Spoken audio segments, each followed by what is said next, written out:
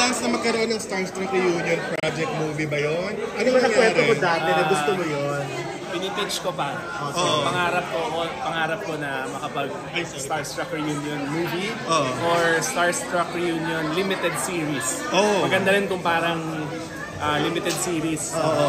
And then, uso ngayon yung unsung cast, yung maraming mga characters. Yes. Diba? Parang mga White Lotus.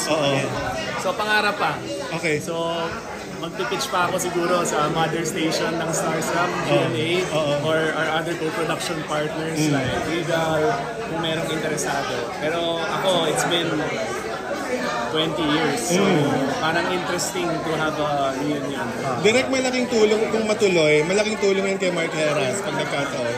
Alam niyo na may nangyayari. Yes, yes. Oo. Ako, one thing that napag-usapan namin ng Starstruck, ano yung mga importante sa ating mga values, working hard, working for our families, being kind and good people. So sa akin, noon pa man, sa libo-libong mga nag-audition sa Starstruck, alam naman namin, blessing na ang daming sumikat o halos lahat ng 14 yata had work in show business.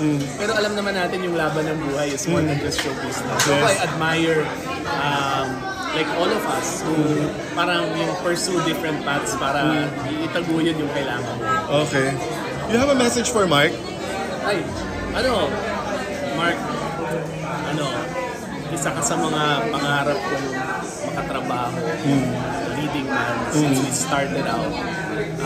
Unang beses na nakita kita 20 years ago na sumasayaw sa dance floor. So sana mabigyan mo kami pagkakataon na we all make a movie together. So, when was the last time nakita mo sila?